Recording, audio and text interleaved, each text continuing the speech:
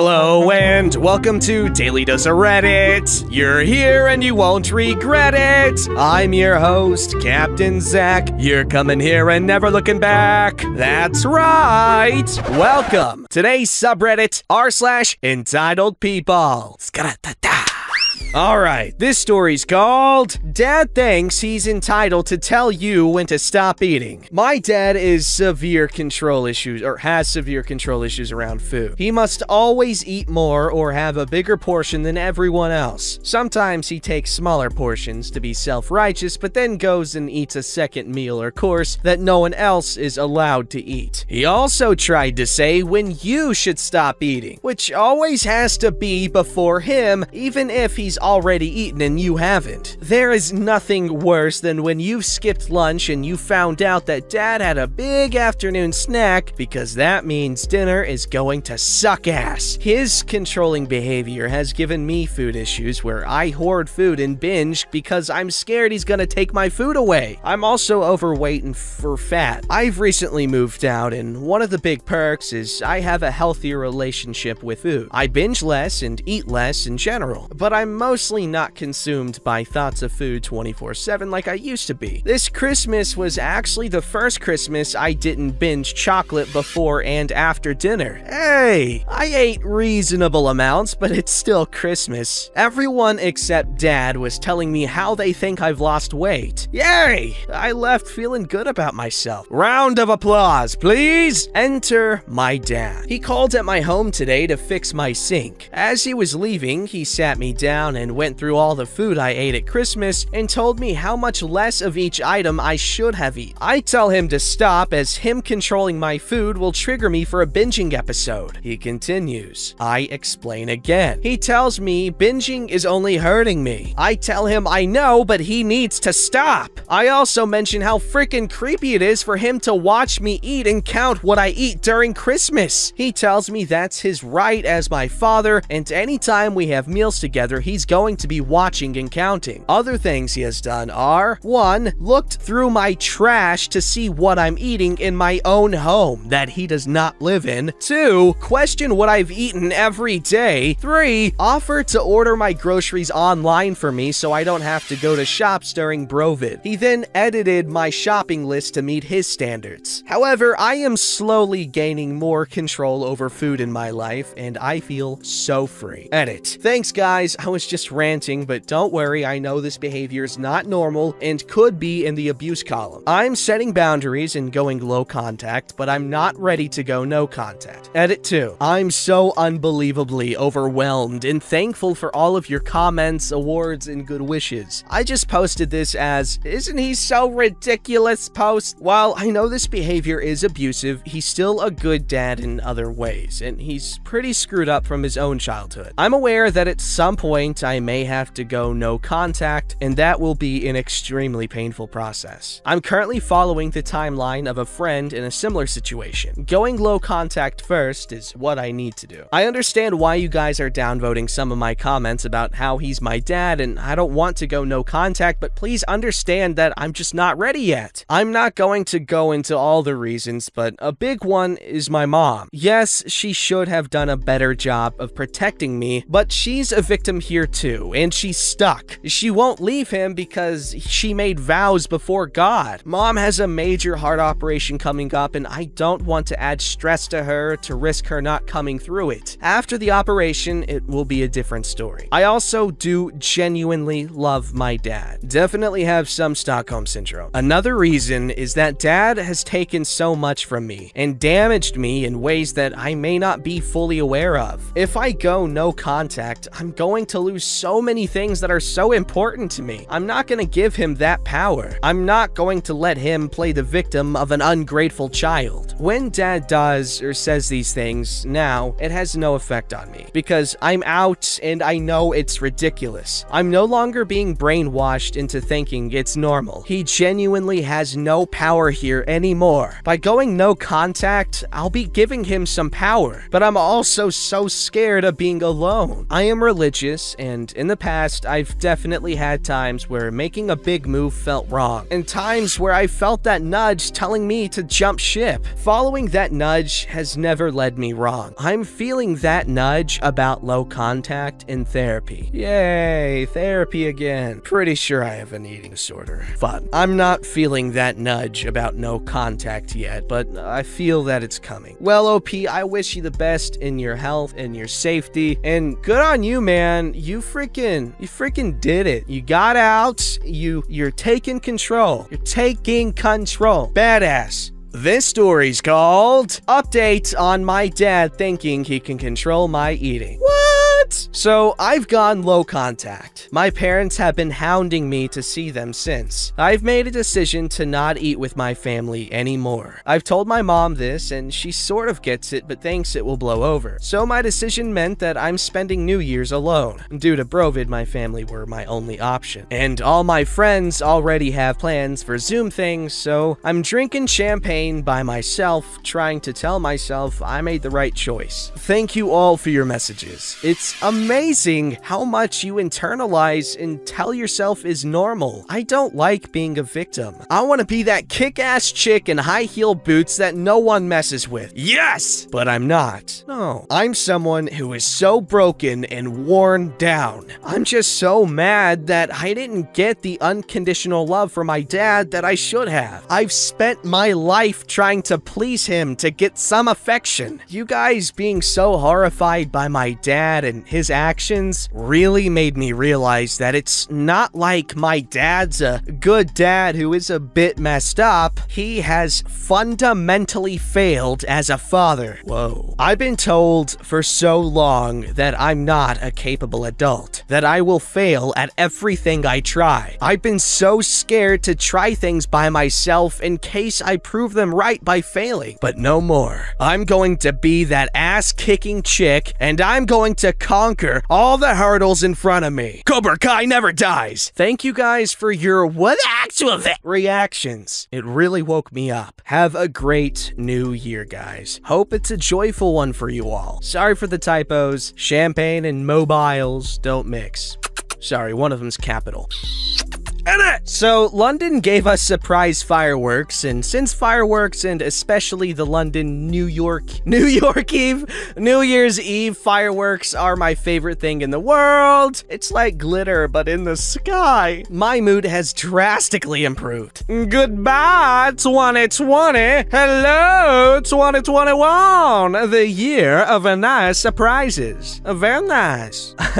Yes, I am totally digging your kick-ass badass attitude. It's making my blood boil with the rage. Not rage, energy. I'm fired up. Got the blood of Hades boiling in me. Might just be because of the bath salts. Then again, I heard Epsom salts are supposed to be relaxing, so. You thought. No, drugs are bad. Most of them are. Some of them. Okay, a lot of drugs are bad. Tylenol has its uses. Alright, this story is called... I need to think of a creative... Oh, baseball pitchy bridesmaid meets an unmovable force. My mother. I know, baseball pitcher, I've used it before, but okay, who cares? A conversation with fellow crafters. Minecrafters? Is that... Crafters reminded me of this story, so I figured I'd share. Some quick background. My baby brother was born terminally ill, and the long hospital stays and expensive meds kicked in around 6 months old. To cope with the huge medical bills, Mom worked some odd jobs over the years, including making custom wedding and bridesmaids gowns. Yikes. My mom had a few die-hard rules. Number 1, she did all of your measurements. I heard the lecture of vanity fibbing only results in a poorly fitting dress more times than I can count. Number 2, all final fittings must be completed at least 3 weeks before the wedding. That way, if Dewey had an emergency hospital stay, she'd have to arrange for someone to sit with him while she went home to finish a job. He was nonverbal and needed a constant companion. This particular bride wanted all of her bridesmaids in pastel organza dresses. Organza is a gauzy fabric. The base dresses were white, covered with these colors. Unfortunately, the bride had more bridesmaids than pastel shades the fabric came in, meaning one lucky bridesmaid wore tan. The bride refused refused to start a fight by assigning colors, so it was first come, first serve. When you came for measurements, you got to pick from the remaining colors. One bridesmaid lived 3 hours away and flat out refused to come to town to be measured. She insisted that telling us she was a size 8 was good enough. Bridal sizes are very different and didn't cleanly convert, so that meant nothing. Mom finally reached the compromise that a local seamstress could measure her and send in the measurements. 1 month before this wedding, Dewey was admitted into the ICU to be placed on a ventilator. Mom now had to find coverage enough to get 8 dresses finished off in the next 2 weeks or so. She pulled it off thanks to amazing friends, but it was tight. Dad was busy working overtime to pay bills and dealing with us and other 2 kids. Well, this complainy bridesmaid, Big Bertha from now on, still refused to have a final fitting more than 2 days before the wedding. She didn't want to waste a trip just because my mom was a horrible seamstress who didn't understand proper sizing. I was cleaning up seed pearls during that lovely conversation. My mom begged a friend to sit with Dewey for an entire day so she could do the fitting and adjustments all at once. Big Bertha was 2 hours late. When she arrived, she saw the hideous tan dress and began literally screaming about how it wasn't fair and my mom must have picked that color. She demanded another bridesmaid return their dress and both dresses get swapped colors. It would have been 20+ hours of work, so Mom laughed and told her that was a big no. The bride arrived and told her friend that color was the only option left and she was sorry, but it was that or drop out of the wedding and pay for the dress anyway. Big Bertha finally agreed to put it on. Yeah, she'd lied about her size. When the zipper didn't go all the way up, Mom whipped out the measuring tape only to discover this woman had shaved 1 to 2 inches off of every measurement except height. Her defense was that she wasn't going to let a jealous seamstress lie about her, so she fixed the numbers before passing them on. By this point, my mom was all but breathing fire. Her son's life hung in the balance, and this lunatic was making her life hell. My mom demanded double for the dress because she was gonna have to add strips to the base white dress to make it big enough, then make a whole new overdress from organza, whatever the Helanza. It was doubling the time and adding substantially to fabric costs. Big Bertha fought over it, and my mom finally told her, "Fine, pay me the agreed upon amount and take your dress as is." Now, the bride herself was bullying Big Bertha into just paying up. She finally agreed to it, and my mom told the bride to get Big Bertha out of her house. They could come back in 5 hours to get the dress. Thankfully, the redone dress was a perfect fit. Big Bertha paid the remaining balance and left after that. The day my brother died, my mom refused to ever make another wedding dress. She's only made one in the 21 years since as a favor to the friend who spent that ill-fated day with Dewey in the ICU while Mom fought with Big Bertha. Oh, that was sad. Alright, this story's called My Cousin Sued Her Own Sister. My great-grand-aunt died of Brovid in the beginning of 2020. Stop with the laws! It's been a huge blow for the entire family, especially her 2 daughters. The drama between them came to a head when her will was read out. She left both of her daughters 1.5 acres each of land that she owned out in Louisiana, but she left her house to her oldest daughter. That house is a family staple. It was the house my great-grandaunt lived in when she moved from Louisiana to Washington to be with someone she loved. It was where we celebrated Christmas Eve and Thanksgiving. It made sense that the oldest daughter got the house since she was already living there to begin with. Not to mention the younger daughter already had a house, one where she just renovated the basement and put a brand new deck out in front. She didn't need the house at all, but my cousin didn't see it that way. So she felt the need to sue her older sister for for the rights to the house. She even got her daughter and her niece to turn against her own sister. Her reasons for wanting the house are pretty selfish in my opinion. Her main take for wanting the house was so that she could rent it out to other people. Not even a week before my great-grandaunt died, she said to her face that making money off the house was going to be her plan. Everyone in my family was so pissed to the point where they all announced that they weren't coming to her wedding, and the ones that were coming would be sitting on the groom's side. Her fiance was actually a nice guy. You may think that might be a little harsh, but my cousin honestly deserved it. For someone to say that they would claim their mother's house when she dies to her face is nasty. Because of all the backlash she was getting, she ended up dropping the lawsuit and apologizing to her sister. On top of that, the wedding was canceled. I could talk about this for hours because the situation goes in deeper and deeper. I try to keep it as brief as possible. I just hope my family gets better after all that has happened. Me too, man. That's rough. I hate,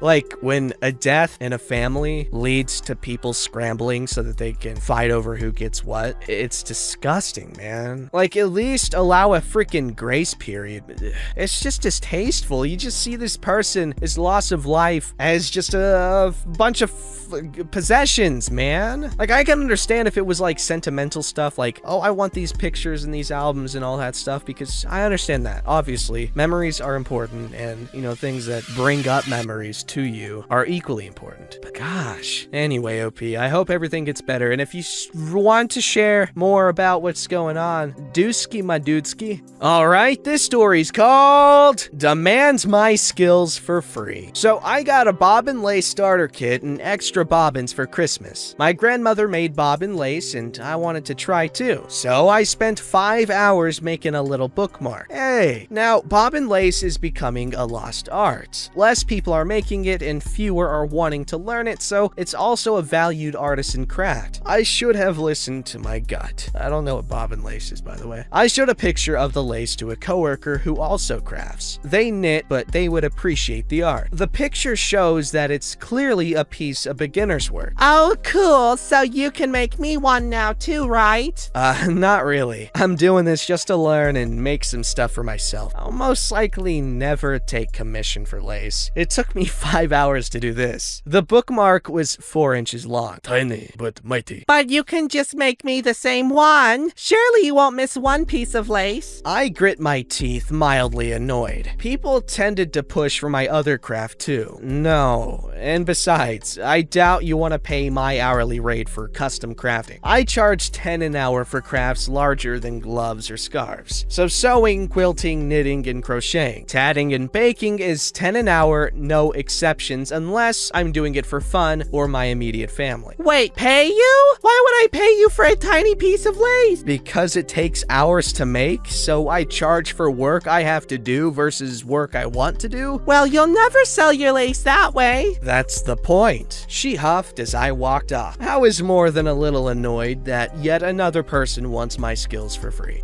Oh my god. That would have gotten me heated too. I probably would have just like done something crazy like, I don't know, gone to Walgreens and buy some ice cream. Maybe get some Dr. Pepper too. I'm so bad. Alright, and also let me close off by saying, hope you guys had a fantastic year, despite the sadness that we just read here today in this episode. But regardless, I want everyone to have a fantastic year and love someone and, like, you know, fall in love or something like that and be happy and just all that jazz. And if you don't, you owe me something. But don't worry about it right now. We'll work something out.